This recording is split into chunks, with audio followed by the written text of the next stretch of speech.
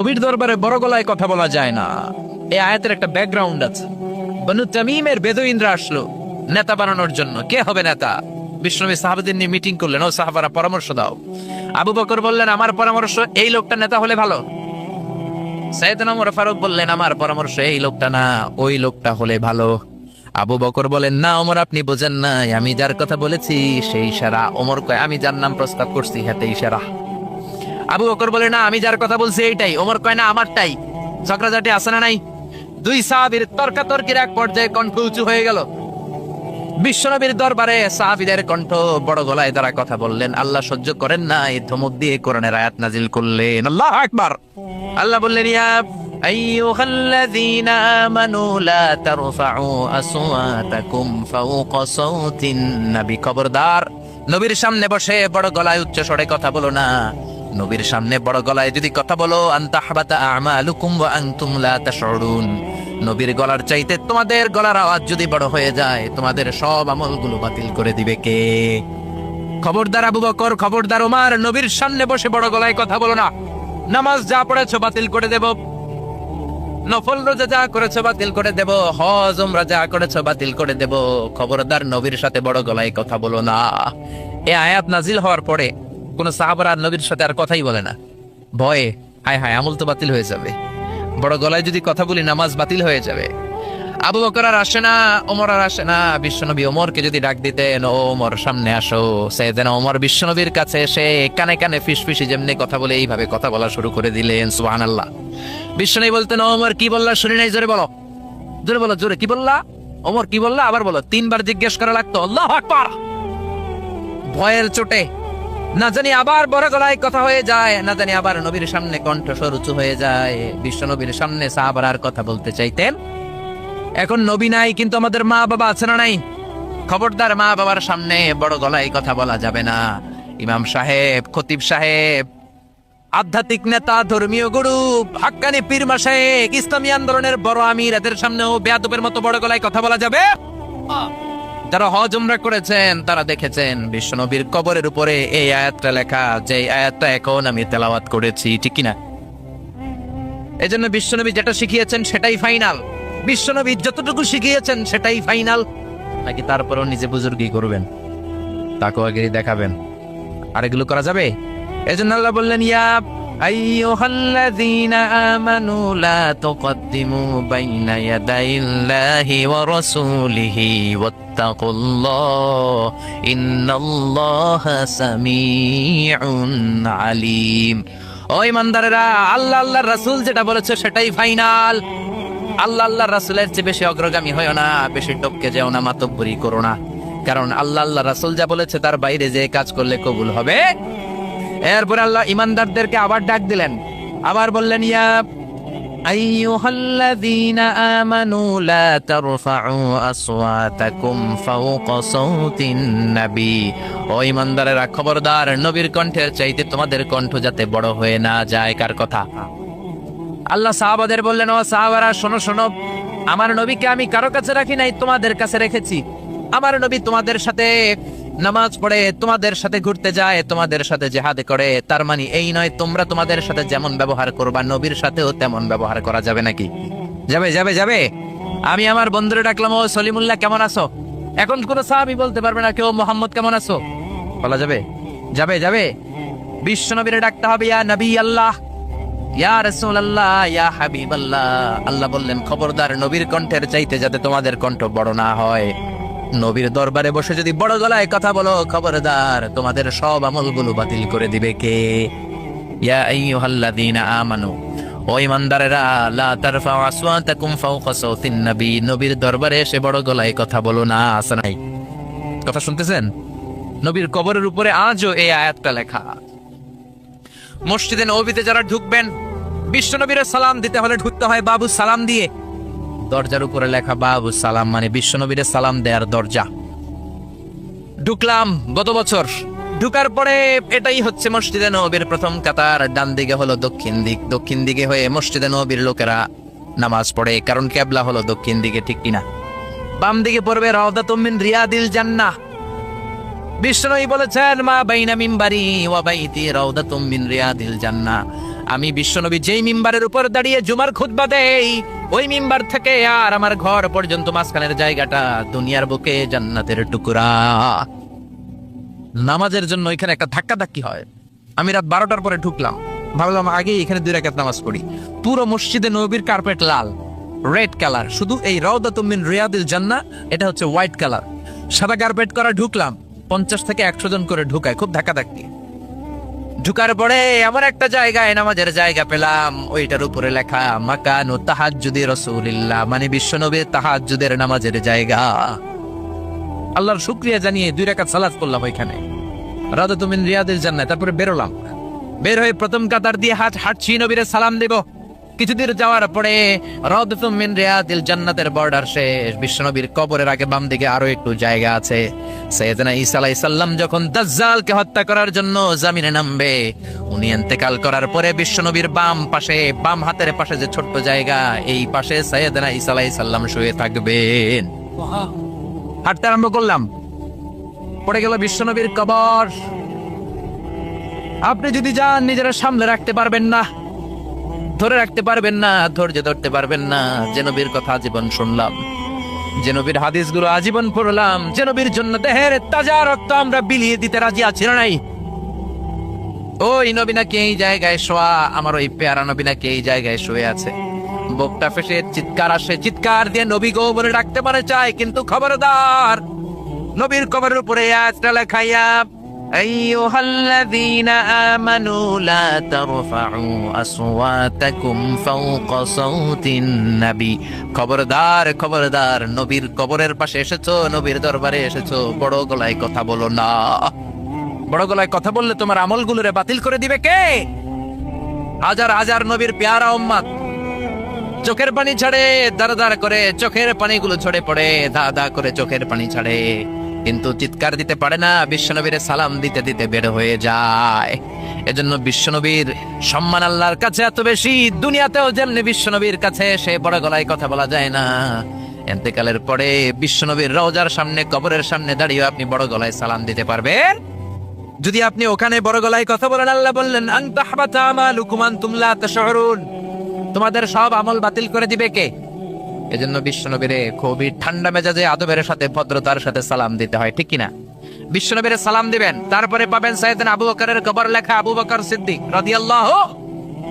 তার একটু সামনে গেলে সাইয়েদনা ওমরের কবর, তারপরে আপনি বাবুল বাকি দিয়ে বের হয়ে যাবেন। পড়েন সুবহানাল্লাহ। এরপরে আল্লাহ বললেন ইন্নাল্লাযীনা ইউনাদুনাকা মিন ওয়ারাইল হুজুরাতি আকসারুহুম লা ইয়াকিলুন।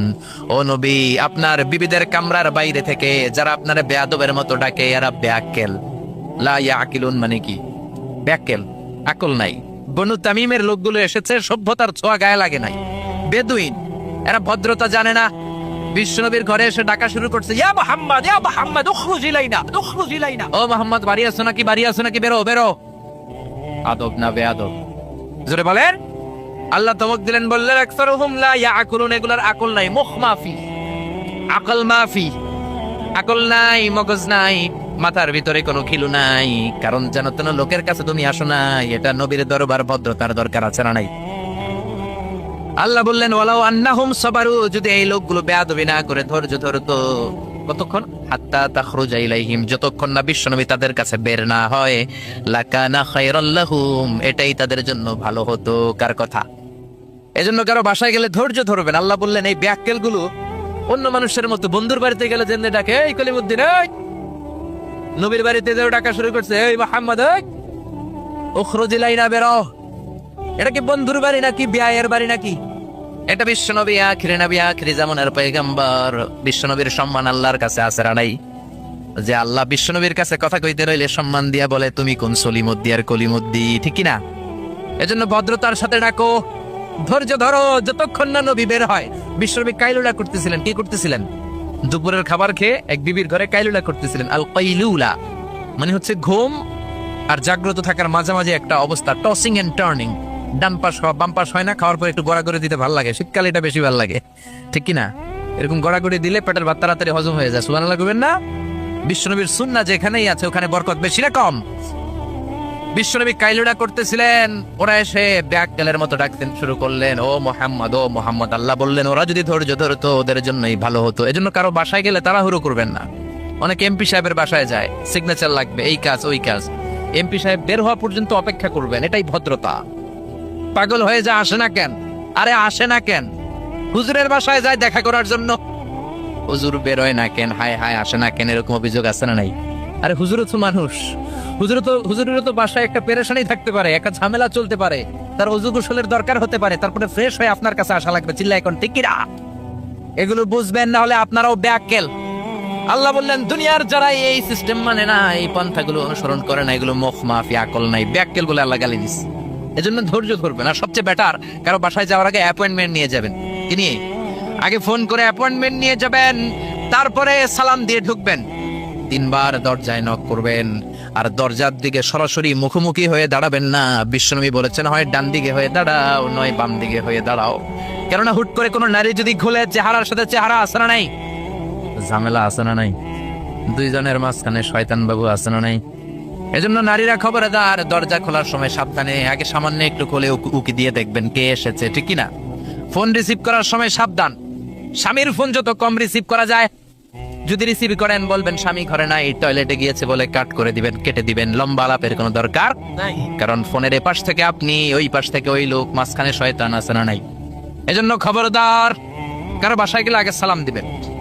এই যে শুরুতে আমি বলেছি, এটা সামাজিক রীতিনীতির সূরা, social attitudes in Islam, decent manner, social manner আল্লাহ আপনাকে শেখাচ্ছে।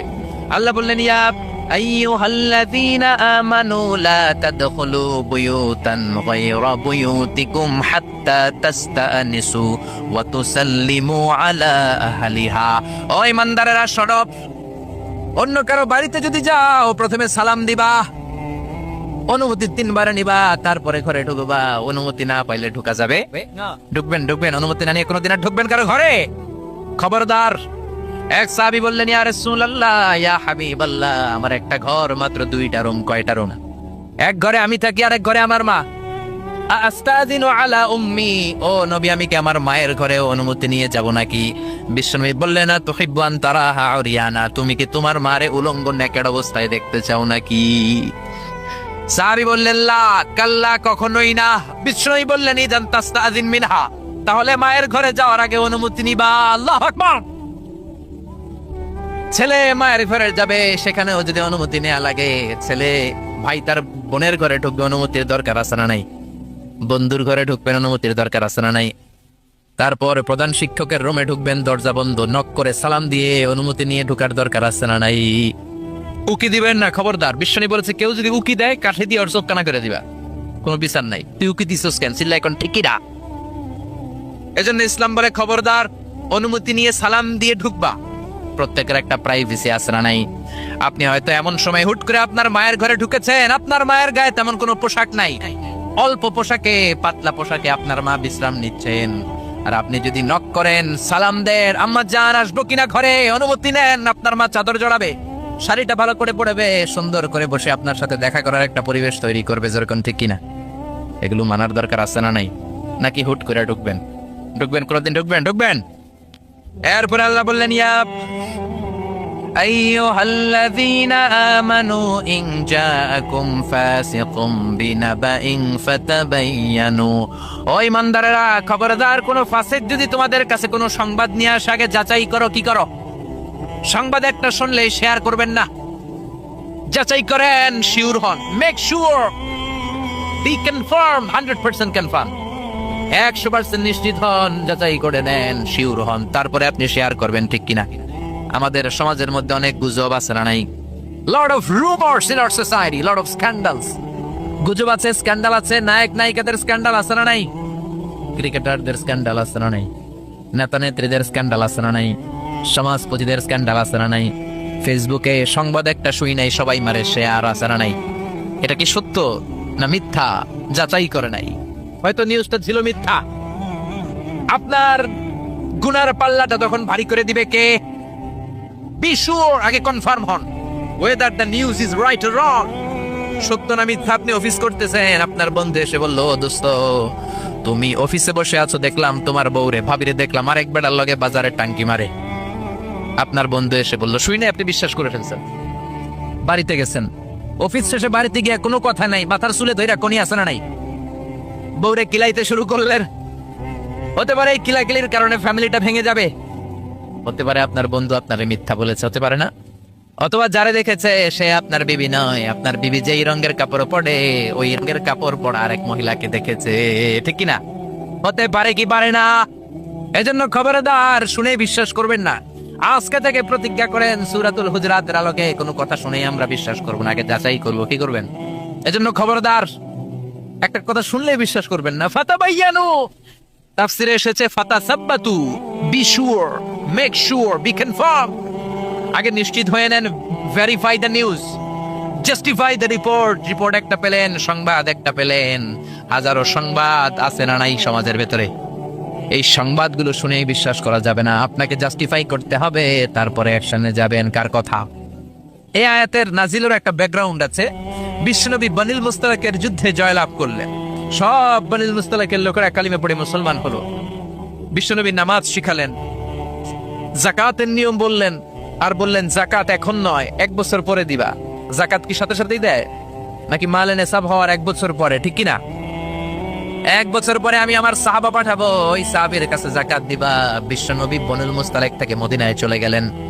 1 বছর পরে যখন আবার ওই দিন আসলো, বিশ্বনবী জাকাত উত্তোলনকারী সাহাবী আল ওয়ালিদ ইবনে উকবারে পাঠালেন, ওয়ালিদ যাও, বনুল মুস্তালিকে অনেক জাকাত জমা হয়েছে, অনেক ওট, ভেড়া, দুম্বার, গম পাবা, নিয়ে আসো জাকাতের মাল।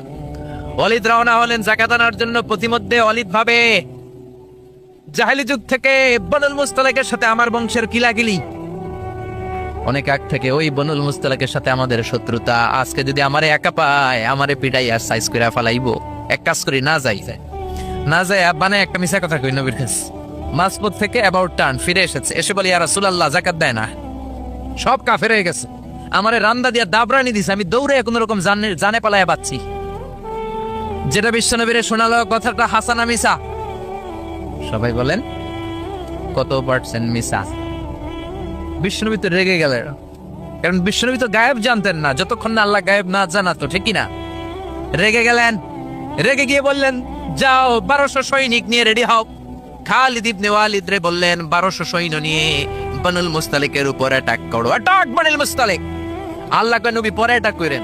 ইয়া আইয়ুহাল্লাযীনা আমানু ইন জাআকুম ফাসিকুম বিনাবাইন ফাতাবায়ানু আন তুসিবু কওমান বিজাহালাতিন ফাতুসবিহু আলা মা ফাআলতুম নাদিমিন। পড়েন আল্লাহু আকবার। আল্লাহ বললেন, নবী খবরদার পরে অ্যাটাক কইরেন। যে সংবাদ নিয়ে এসেছে মিথ্যাবাদী, ওর কথার উপর ভিত্তি করে যদি আপনি অ্যাটাক করেন, আর ওই অ্যাটাকে বনিল মুস্তালিকের কোন মুমিন যদি মারা যায় গো নবী, তাহলে কিন্তু আমি আল্লাহ আপনারে ছাড়বো না। আল্লাহু আকবার। বিশ্বনবী যে সিদ্ধান্ত নিয়ে ফেলছিলেন, আসলে যদি খালিদ ইবনে ওয়ালিদ অ্যাটাক করতো আর যদি কেউ নিহত হতো, এই দায়ভার কি বিশ্বনবী এড়াতে পারতেন? চিল্লায় বলেন সবাই, বিশ্বনবী এড়াতে পারতেন? এজন্য খবরদার, আজ থেকে কোনো সংবাদ শুনলে কি করবেন? ফেসবুকে শেয়ার দিয়ে দিবেন, নাকি দিবেন? কি করবেন? মাশাআল্লাহ, জাস্টিফাই করব। কি করব? জাস্টিফাই করব। এরপর আল্লাহ বললেন, ওয়া ইন তাইফাতানি মিনাল মুমিনিনা ক্তাতালু ফাসলিহু বাইনাহুমা। ও নবী, মুমিনদের 2 দল যদি ঝগড়া লাগে, 2 দলকে আপনি নবী মিলিয়ে দিবেন। সুবহানাল্লাহ। ভাই ভাই মারামারি আছে না নাই? জমিলে কোপাকুপি আছে না নাই? 2 জন যদি মারামারি লাগে কি করবেন? আরো লাগায় দিবেন নাকি? লাগাই দিবেন। একদল আছে লাগায় দেয়, কয় লাগুক, বড় ভালোই লাগে, আর একটু লাগা লাগা লাগা, আসরা নাই, আরো ঝগড়া লাগা। ও মিয়া, এই কায়েমপুর এলাকার মধ্যে কোনো বাড়িতে যদি আগুন লেগে যায়, কি দিয়ে নিভাবেন? আগুন লাগলে কি ঢালেন? একদল আছে কেরোসিন তেল ঢালে, আসরা নাই? আগুন ডাকলে, আগুন জ্বললে তেল ঢালা যাবে না, ঢালতে হবে কি? এজন্য আল্লাহ বললেন, ওয়া ইন তাইফাতানি মিনাল মুমিনিনা ক্তাতালু ফাসলিহু বাইনাহুমা। ও নবী, মুমিনদের 2 দল যদি ঝগড়া লাগে মিলিয়ে দেন। 2 ভাই ঝগড়া লাগে মিলিয়ে দেন। স্বামী স্ত্রী যদি ঝগড়া লাগে বসে মিলিয়ে দেন। আপনি যদি মিলিয়ে দেন, আপনার মর্যাদা বাড়িয়ে দিবে কে? বিশ্বনবী সাহাবীদের বললেন, আলা উখবিরুকুম বিআফদালি দারাজাতিস সিয়ামি ওয়াস সালাতি ওয়াস সাদাকা। ও সাহাবারা, নফল নামাজের চাইতে বড় রোজার চাইতে বড়, জাকাতের চাইতে বড় একটা ইবাদত আছে, আমল আছে। ওই আমলটা কি আমি কি তোমাদের বলবো না? সাহাবারা বললেন অবশ্যই বলবেন। বিশ্বনবী বললেন ওই আমলটা হলো ইসলাহু যাতিল বাইন, দুই পক্ষকে মিলায় দেওয়া। সারা রাত নামাজ পড়লে আপনার যেই সওয়াব, সকালবেলা ফজরের পর বাইরে দেখলেন দুই রিকশাওয়ালা মারামারি লাগছে। ছোট চিপা রাস্তা হইলে রিকশাওয়ালাকে কিলাকিলি আছে না নাই? আপনি রিকশা থেকে নামিয়ে নেমে দুইজনকে বুঝাই দিলেন মারামারি করো না, ঝগড়া করো না, মিলাই দিলেন। আপনার জান্নাতটারে বড় বানায় দিবে কে? মিলাই দিবেন। যারা ইমানদার এরা মিলাই দেয়। বিশ্বনবী এসেছে মিলানোর জন্য, মিউচুয়াল কম্প্রোমাইজের জন্য। বিশ্বনবী যেখানেই মারামারি দেখতেন লাগাই দিতেন, নাকি কি করতেন? মিলাই দিতেন। ভাইয়ে ভাইয়ে মিলাবেন, স্বামী স্ত্রীতে মিলাবেন, বাদী আর বিবাদীর মধ্যে মিলাবেন, দুই গোষ্ঠীর মধ্যে মারামারি মিলাই দিবেন, ঠিক কিনা? বিশ্বনবী শুধু মিলাতেন, there is no separation। বিশ্বনবী বলতেন কোনো সেপারেশন নাই, আমি মিলাইয়ে দিব। জোহরের নামাজের পরে প্রায় বিশ্বনবী ওনার কলিজার টুকরা ফাতেমার বাড়িতে ঘুরতে যেতেন। একদিন জোহরের নামাজের পরে ফাতেমার ঘরে যেয়ে দেখে আলী নাই। কে নাই? বিশ্বনবী বললেন ও ফাতেমা, আইনা আলী, আলী কই? ফাতেমা বললেন বাবা আমার সাথে ঝগড়া করছে। কি করছে? স্বামী স্ত্রীর মধ্যে এরকম ঝগড়াঝাটি আছে না নাই? ঝগড়াঝাটি না থাকলে আসলে ভালোবাসার মজাটাই বোঝা যায় না, ঠিক কিনা? ওই কয় ঠিক, মানে কমন পড়ছে সবার, ঠিক কিনা? ঠিক কিনা? বেশি করেন না আবার ঝগড়া, হালকা একটু কইরাই সরি বলে ফেলবেন। কি বলবেন? আল্লাহ আপনাকে বানাইছে খালি সরি গাওয়ার জন্য। কিসের জন্য? বিশ্বনবী বললেন ফাতেমা, আলী কোথায়? ফাতেমা বলে ঝগড়া হয়েছে, বের হয়ে গেছে। বিশ্বনবীর চেহারাটা আগুনের গোলার মতো লাল হয়ে গেল। বললেন ফাতেমা তুমি নবীর মেয়ে হতে পারো ঠিক, কিন্তু আলী যদি তোমার উপর না খোশ থাকে রে ফাতেমা, কিয়ামতের দিন আমি নবী হয়েও তোমার কিছু করতে পারবো না। খবরদার আর কোনোদিন যেন এমনটা না শুনি যে আলীকে কষ্ট দিয়েছো। আইনা যাহাবা আলী, কোথায় গিয়েছে আলী? সাইয়্যিদাতুনা ফাতেমা বললেন মসজিদে নববীর দিকে গিয়েছে। বিশ্বনবী মসজিদে নববীতে যেয়ে দেখলেন বালুর মধ্যে শুয়ে আছে আলী। বালিরে আরবিতে বলে তুরাব, বালিরে আরবিতে কি বলে? বিশ্বনবী মজা করে ডাক দিলেন ইয়া আবা তুরাব, মানে ও বালির বাবা আলী। কি বললেন? ইয়া আবা তুরাব, ও বালির বাবা আলী। বিশ্বনবী ডাক দেওয়ার পর আলী কোনো কথা কয় না, মনে মনে কয় এতক্ষণ আপনার মাইয়াই গুতাইছে, আপনি গুতাইতে আইছেন। আপনার মেয়ে ঝগড়া করেছে আমার সাথে, নবী এদিক দিয়ে তাকালে আলী ওই দিকে তাকায়। একটা রাগ আর গোসা ভিতরে আছে না নেই? আপনার মেয়ে তো তখন আমার লাগে ঝগড়া করছে, আবার আপনি আসছেন। আমার নবী এদিকে তাকালে আলী ওই দিকে তাকায়। হঠাৎ করে বিশ্বনবী ঘাপটি মেরে সাইয়েদনা আলীর হাত ধরে টান দিলেন। সাইয়েদনা আলী উঠে গেলেন। বিশ্বনবী যদি কারো হাত ধরে টান দেয় ওই লোক আর বসে থাকতে পারে নাকি? বিশ্বনবী বললেন চলো রে আলী চলো। ঘরে নিয়ে গেলেন, খাটের মধ্যে বসালেন, খাটের মাঝ বরাবর বিশ্বনবী শুইলেন। ডান দিকে আলীরে শোয়ালেন, বাম দিকে ফাতেমারে শোয়ালেন, মাঝখানে বিশ্বনবী। এবার দুইজনকে দুই দিকে শুইয়ে গল্প বলা শুরু করে দিলেন। রাগ ভাঙাইতেছে। এরকম রোমান্টিক শ্বশুর পাইবেন কোথাও? সুবহানাল্লাহ কইবেন না? ডানে আলী, বায়ে ফাতেমা, মাঝখানে বিশ্বনবী শুয়ে গল্প শোনাতে শুরু করলেন। দুইজনের মধ্যে ভালোবাসা করে দিলেন। কোন সুবহানাল্লাহ। এজন্য বিশ্বনবী দুনিয়াতে এসেছেন মিলানোর জন্য, মিলায় দেওয়ার জন্য, সেপারেশন করার জন্য বিশ্বনবী আসে নাই, আলাদা করার জন্য আসে নাই। এই জন্য মারামারি লাগলে কি করবেন? পারবেন তো? পারবেন? কায়েমপুরে আর কোনো মারামারি হইতে দিবেন? বাঘের বাচ্চার মতো চলে যাবেন সামনে দাঁড়া, আর কিলাকিলি করিস না, কি হয়েছে ক? দুইজন রে বসাবেন, মাথার মধ্যে হাত বুলিয়ে মিলাই দিবেন, ভাইয়ে ভাইয়ে মিলে যাবে, ঠিক কি না? এজন্য আল্লাহ বলেন ওয়া ইন তাইফাতানি মিনাল মুমিনিনা ক্বাতালু ফাসলিহু বাইনাহুমা। ও নবী, মুমিনদের দুই দল যদি মারামারি লাগে মিলায়া দেন। সুবহানাল্লাহ। বিশ্বনবীর জীবনে যদি আপনি পড়েন অবাক হয়ে যাবেন, যেখানেই গেছে খালি মিলাই দিছে। বিশ্বনবী মক্কা থেকে মদিনাতে হিজরতের আগে মদিনায় দুইটা গোত্র ছিল, একটার নাম আউস আর একটার নাম কি? খাজরাজ। আউস গোত্র খাজরাজ গোত্রের মধ্যে মারামারি, কেউ এই মারামারি বন্ধ করতে পারে না। এই মারামারি 1 বছর 2 বছরের মারামারি নয়, 120 বছরের মারামারি। 10 যুগ। কয় যুগ? বাপে মরার আগে কয় পোলা আমারে কোপাইছে তুইও কোপাবি, পোলায় মরার আগে নাতিরে কয় খালি কোপাবি, কি করবি? আম করে বহুত কোপাইছে, তোরাও কোপাবি। এই কোপাকুপি আর কেউ থামাতে পারে না। 10 যুগ 120 বছর আউস আর খাজরাজের মধ্যে কোপাকুপি। বিশ্বনবী মক্কা থেকে মদিনায় যেই সপ্তাহে গেলেন 1 সপ্তাহের ব্যবধানে কোপাকুপিটা বন্ধ করে দিলেন। চিৎকার দিয়ে পড়েন না আল্লাহু আকবার। এজন্য আল্লাহ বললেন ওয়া ইন তাইফাতানি মিনাল মুমিনিনা ক্তাতালু ফাআসলিহু বাইনাহুমা। ও নবী, মুমিনদের দুই দল যদি ঝগড়া লাগে মিলায়ে দিবেন। বিশ্বনবীর কাজ হচ্ছে মিলায়ে দেওয়া। আলেম যারা আছেন তারা বুঝবেন। ইমাম বুখারী একটা চ্যাপ্টার করেছেন বুখারীতে, বলেছেন বাবু কওলিল ইমামি লি আসহাবে ইযহাবু বিনা নুসলিহ বাইনাহুমা। বিশ্বনবী বলতেন ইযহাবু বিনা, আমাকে নিয়ে যাও, আমি মিলাই দেবো। বিষ্ণু ঝগড়া লাগলেই বলতেন ও ঝগড়া, আমি আছি তো, আমার নিয়ে যাও, মিলাই দেবো। ওইদিকে কোপাকুপি, আরে আমি আছি তো, আমার নিয়ে যাও, মিলাই দেবো। ওইদিকে মারামারি, আমি আছি, আমি আমার নিয়ে যা, আমি যেই মিলাই দেবো। চিল্লায় পড়েন আল্লাহু আকবার। এরপরে রব্বুল আলামিন 11 নম্বর আয়াতে 12 নম্বর আয়াতে মুমিনদের 6টা বদ খাসলাতের কথা বললেন। কয়টা? জোরে কোন কয়টা? আমরা এক এক করে দেখবে, এগুলো আমাদের মধ্যে যদি থাকে, এগুলো থেকে আমরা আল্লাহর কাছে পানা চাই। কোন আমিন? আর জোরে পড়েন আমিন। এজন্য মারামারি লাগলে কি করবেন? সমাধান করে দিবে, মিলাই দিব, ঠিক কিনা? আল্লাহ বললেন ইয়া আইয়ুহাল্লাযীনা আমানু লা ইয়াসখার কওমুম মিন কওমিন আসা আন ইয়াকুনু খায়রাম মিনহুম। ও ঈমানদারেরা শোনো, খবরদার, তোমরা এক মুমিন আর এক মুমিনের তুচ্ছ জ্ঞান করো না, একে অপরকে অবজ্ঞা করো না, একে অপরকে ছোট্ট মনে করো না, একে অপরকে গালমন্দ করো। একজন আরেকজনকে তুচ্ছ করা যাবে না, অবজ্ঞা করা যাবে না, ছোট মনে করা যাবে না। ছোট করলেই কবিরা গুনাহ, যেরকম, ঠিক কিনা? কেউ কাউরে অবজ্ঞা করবেন, কিন্তু আমাদের সমাজে এই নাক সেটকানি আসরা নাই। একজন কালো দেখতে কয় তুই কালুর ঘরের কালু, কয় না? আপনাদের কায়েম করে কয় না? আরেকজন মোটা কয় তুই মোটুর ঘরের মোটু, আরেকজন গায়ে গতর একটু ছোট কয় তুই সিকনার ঘরের সিকনা। খেয়াল রাখবেন প্রিয় ভাইরা, কারো দেহের স্ট্রাকচার নিয়ে, গঠন নিয়ে আপনি তুচ্ছ করবেন না, কারণ এক একজনের এক এক গঠন আসরা নাই। কারো কান খরগোশের মতো খাড়া আসরা নাই, কারণ একটা একটু বোসা আসরা নাই। এটা বানাইছে কে? নাকি ওই বেটা নিজেই বানাইছে? ওয়াল্লাযী ইউসাউইরুকুম ফিল আরহামি কাইফা ইয়াশা লা ইলাহা ইল্লা হুয়াল আজিজুল হাকীম। খবরদার, তোমরা যখন মায়ের পেটে ছিলা তখনই তোমাদের চেহারার স্ট্রাকচার দিয়েছে কে? যেই লোকটা কালো হয়েছে নিজের ইচ্ছায় হয় নাই, ওরে কালো বানাইছে কে? যে সাদা হয়েছে নিজে সাদা হয় নাই, সাদা বানাইছে কে? আল্লাহ নিজেই স্ট্রাকচার দিয়েছেন। আমাদেরকে আমাদের চেহারা বানানোর অনুমতি আল্লাহ দেয়? আল্লাহ যদি বলতেন যাও যাও প্রত্যেকের চেহারা প্রত্যেকে বানায় নাও, আমরা প্রত্যেকে আমাদেরকে সুপারস্টার করে বানাতাম।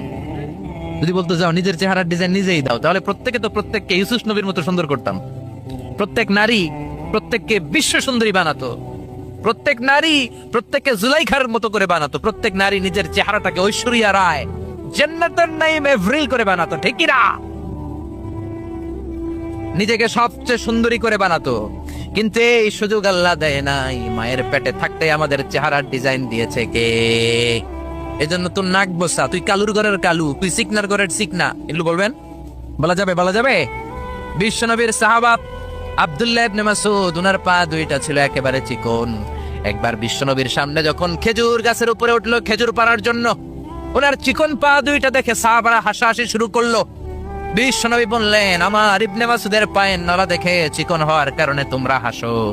ইবনে মাসুদের পা দুইটা যদি কিয়ামতের দিন ওই কঠিন মুসিবতের কালে মিজানের পাল্লার উপরে এই পা দুইটা রেখে দেয়া হয়, আল্লাহর কসম এই পা দুইটা উহুদ পাহাড়ের চেয়ে ভারী হয়ে যাবে। কার বদনাম করেন আপনি? কার ব্যাপারে কথা বলেন? খবরদার, হয়তো যারা আপনি গালি দিলেন সে আল্লাহর কাছে আপনার চেয়েও বেশি প্রিয়, জোরে কোন ঠিক কিনা? খবরদার, কারো আকৃতি নিয়ে, দেহের গঠন নিয়ে কোনোদিন তুচ্ছ করা যাবে না। বিশ্বনবীর একজন বিবি ছিল একটু মোটা, ওই বিবির নাম হলো সফিয়া বিনতে হুয়াই ইবনে আখতাব। বিশ্বনবীর একমাত্র কুমারী বউ আয়েশা একদিন ঝগড়া লেগে বিশ্বনবীর কাছে এসে বলল আপনার মুটকি বউ সফিয়া, মুটি, আপনার মুটি বউ, মুটকি বউ সফিয়া।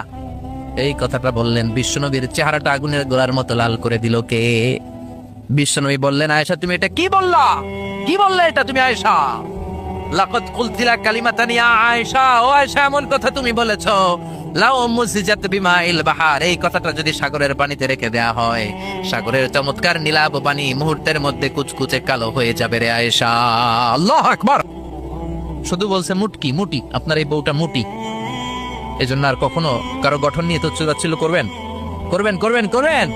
এজন্য আল্লাহ বললেন খবরদার, গঠন আকৃতি নিয়ে তুচ্ছ করো না। এরপর আল্লাহ বললেন তালমিজু আনফুসাকুম, তোমরা নিজেদের বদনাম করো না, নিজেদের দোষারোপ করো না, অন্যের দোষ খোঁজো না। একদল আছে নিজের কোনো দোষ খোঁজে না, অন্যের দোষ খোঁজে বেড়ায়, আছে না নাই? এজন্য আল্লাহ বললেন এদের উপরে ধ্বংস। ওয়াইলুল কুল্লি হুমাযাতিল লুমাযা, খালি দোষ খোঁজে। কই এই লোকটা হাঁটায় একটু সমস্যা, ওটার বসায় সমস্যা, ওর চুলে সমস্যা, ওর এটা সমস্যা, তোর কোনটায় সমস্যা বেটা? ওর এই সমস্যা, ওর এই সমস্যা, তোমার কোনটায় সমস্যা? এজন্য নিজের সমস্যা খুঁজবেন, অন্যের পিছনে লাগবেন। মনে রাখবেন আপনার স্রষ্টার দেয়া সবচেয়ে দামি বিষয় হলো সময়। স্রষ্টার দেয়া আপনার জন্য সবচেয়ে দামি উপহার হলো আপনার সময়। আপনার এই সময়টা অন্যের দোষ খোঁজাখুঁজিতে লাগায়েন না, আপনার নিজের দোষ খোঁজেন, নিজেকে পরিবর্তন করেন, আপনার ক্যারিয়ারটাকে ব্রাইট করেন, আপনার জীবনটাকে সুন্দর করে দিবে কে? এরপর আল্লাহ বললেন ওয়ালা তানাবাযু বিল আলকাব, খবরদার মন্দ নামে কিংবা উপনামে কাউরে ডেকো না। কার কথা? যার যে নাম ওই নামে ডাকতে বলেছে কে? মন্দ নামে ডেকো না। একজন লোকের বাবা ছিল চোর, আপনি কইলেন চোরের বলা চোর, ও তো চুরি করে নাই, ওর বাবা ছিল চোর, ওর বাবার দোষ ওর কাদের মধ্যে লাগানো যাবে? আবার ওর যেই নাম রয়েছে ওই নামেই ডাকতে বলেছে কে? ইসলামের নামটা অনেক গুরুত্বপূর্ণ, খেয়াল রাখবেন। যার যে নাম সে নামে ডাকবেন। কারণ তুদাউনা ইয়াউমাল কিয়ামাতি বিআসমাইকুম ওয়া আসমাই আবাইকুম, কিয়ামতের দিন তোমাদের নাম ধরে, তোমাদের বাবার নাম ধরে তোমাদের ডাকবে কে? কিন্তু আমরা নাম চেঞ্জ করে ডাকাডাকি আমাদের সমাজে আছে না নাই? বাবা মা আদর করে ইসলামের প্রথম খলিফা তার নামের সাথে মিলিয়ে নাম রেখেছে আবু বকর, ওরা ডাকে বকুইরা। কি ডাকে? বাবা মা রেখেছে আব্দুল কুদ্দুস, ওরা ডাকে কুদ্দুচ্চা। ইসলামের প্রথম তীর জিহাদের ময়দানে যে সাহাবী প্রথম তীর নিক্ষেপ করেছে সাদ বিন আবি ওয়াক্কাস, বাবা মা আদর করে ছেলের নাম রেখেছে সাদ বিন আবি ওয়াক্কাস, এতরে ডাকে আক্কাচ্চা। আসরা নাই? এখন আমার নাম মিজানুর রহমান আজহারি, আমারে যদি কোন মিজাইন না, আমার শুনতে ভালো লাগবে? জোরে বলেন। এমন তো আপনিও আপনার নামটাও বাঁকা করে বললে আপনার ভালো লাগবে? মনে রাখবেন প্রত্যেকের নামটা প্রত্যেকের কাছে বড় যত্নের, প্রত্যেকের কাছে প্রত্যেকের নামটা বড় আদরের, প্রত্যেকের কাছে প্রত্যেকের নামটা বড় সোহাগের। এর নাম আব্দুল্লাহ, এর নাম কাউসার, এর নাম রহিম। আরে রহিম আব্দুল্লাহ কাউসার তো কত আছে, এটা মনেই হতে পারে আপনার কাছে, কিন্তু যার নাম আব্দুল্লাহ তার কাছে আব্দুল্লাহ নামটা অনেক যত্নে। সে চায় আমাকে সবাই আমার এই নামে সুন্দর করে ডাকলা, কারণ এই নাম দিয়েই তো আমার পরিচয় বহন করা হয়। চিল্লা এখন ঠিক কিনা? এজন্য আল্লাহ বলেছেন জিনাতুল হায়াতি দুনিয়া, ছেলে মেয়েরা সন্তান সন্ততি হচ্ছে দুনিয়ার জীবনের সম্পদ, দুনিয়ার জীবনের সৌন্দর্য। এক আয়াতে বললেন জিনা, আবার আরেক আয়াতে বললেন ফিতনা। ইন্নামা আমওয়ালুকুম ওয়া আওলাদুকুম ফিতনা, তোমাদের সম্পদ, তোমাদের ছেলে মেয়েগুলো যেমনি সৌন্দর্য, আবার অন দা আদার হ্যান্ড তারা তোমাদের জন্য ফিতনা। কারণ এই সন্তানের মুখে খাবার তুলে দেওয়ার জন্য অনেক বাবা হারাম পন্থায় উপার্জন করে, এরকম আছে না নাই? তাহলে ওই সন্তান শুধু জিনা না, ওই সন্তান ফিতনা। এই সন্তানের কারণে বাবা দুনিয়ায় ফিতনায় পড়ে গিয়েছে, ফিতনায় জড়িয়েছে। আবার আরেক আয়াতে আল্লাহ বললেন আদুওয়া, কখনো কখনো সন্তান সন্ততি এগুলো হয়ে যায় শত্রু, বাবা মায়ের জন্য শত্রু। অনেক বাবা আছে ছেলের জন্য জাহান্নামে যাবে, আছে না নাই? অনেক ছেলে আছে বাবার জন্য জাহান্নামে যাবে। কিয়ামতের দিন বাবা ছেলেরে পরিচয় দিবে না, ছেলে বাবারে পরিচয় দিবে না, একে অপরের শত্রু হয়ে যাবে, ঠিক কিনা? কারণ দিনটা বড্ড ভয়ঙ্কর, কেউ কাউরে চিনবে না। সেদিন হবে 50,000 বছরের সমান একটা দিন, সবার মুখে একটাই চিৎকার, ইয়া নাফসি ইয়া নাফসি। আকাশের জলজলে সূর্যটা অনেক দূরে, তারপরেও তাকাতে কত সমস্যা হয়, অনেকেই ভাবে আছেন। সেই সূর্যটা, তেজদীপ্ত সূর্যটা কিয়ামতের মাঠে মাথার একেবারে কাছাকাছি চলে আসবে। সূর্যের প্রচন্ড তাপে মাথার মগজগুলো গলে গলে নাকের ছিদ্র আর কানের ছিদ্র দিয়ে বেয়ে বেয়ে পড়বে। সফাতান ওরাতান মুশাতান গুরলা, পায়ে দেওয়ার মতো কারো জুতা থাকবে না। আজকে যে বাটা জুতা পরে আসছেন, অ্যাপেক্সের জুতা, কিয়ামতের দিন জুতা থাকবে পায়ে, গায়ে জামা থাকবে না। Everyone will stand up as naked. There is no dress, no costume, no garment in their body. দেহে কোনো পোশাক নাই, পেটে খাবার নাই, পায়ে জুতা নাই, সূর্যটা মাথার কাছে, তৃষ্ণায় জিহ্বাটা বের হয়ে নাভি পর্যন্ত ঝুলতে থাকবে। সবাই বলবে আল্লাহ আমারে বাঁচাও, আমারে বাঁচাও। ওই দিন বাবা ছেলেরে চিনবে না, ছেলে বাবারে চিনবে না। অনেক বাবা ছেলের কারণে জাহান্নামী হবে, অনেক ছেলে বাবার কারণে জাহান্নামী হবে। তাহলে তখন বাবা ছেলের শত্রু হয়ে যাবে, ঠিক কিনা? তাহলে কোরআন সাধারণত বলল কিছু কিছু জিনিসের প্রতি মানুষের আকাঙ্ক্ষা জনমভর, এর মধ্যে অন্যতম হলো সন্তান সন্ততি। এই সন্তান কখনো হয়ে যায় জিনা মানে সৌন্দর্য, আবার এই সন্তান কখনো হয়ে যায় ফিতনা মানে পরীক্ষা, আবার এই সন্তান কখনো হয়ে যায় আদুয়া মানে শত্রু। ঠিক কিনা? আমাদের সন্তানরা যেন আমাদের জন্য পরীক্ষাও না হয়, শত্রুও না হয়। আমাদের সন্তান যেন আমাদের চক্ষু শীতলের কারণ হয়। ঠিক কিনা? এজন্য আল্লাহ মুমিনদেরকে শিখিয়ে দিয়েছে, দোয়া করো, আল্লাহর কাছে চাও যে আল্লাহ আমাকে এমন সন্তান দেন, আমাকে এমন স্ত্রী দেন যাদের দিকে তাকালে আমার চোখ জুড়িয়ে যাবে। আল্লাহ বললেন তোমরা আমার কাছে চাও আর পড়ো, রব্বানা হাব লানা মিন আজওয়াজিনা ওয়া যুররিয়াতিনা কুররাতা আ'য়ুন ওয়াজআলনা লিল মুত্তাকিনা ইমামা। ও আমাদের রব, আমাদের কেমন স্ত্রী দান করেন, এমন সন্তান দান করেন যে স্ত্রীদের দিকে তাকালে, যেই সন্তানের দিকে তাকালে আমাদের হৃদয়টারে জুড়িয়ে দিবে কে। এরকম স্ত্রী, এরকম সন্তান আমরা চাই কি চাই না? ঘরে ঢুকার পরে স্ত্রীর দিকে তাকালে কলিজা ঠান্ডা হয়ে যায়, সন্তানের দিকে তাকালে হৃদয়টা জুড়িয়ে যায়। এরকম সন্তান আমরা চাই না? কথা বলতে হবে, চাই কি চাই না?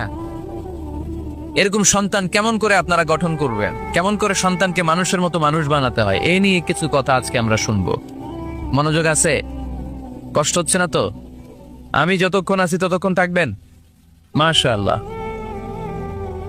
মাশাআল্লাহ। তাহলে থাকেন আমার সাথে, বসেন, কথা বলি কিছু। আসলে এগুলো খুব জরুরি ওয়াজ।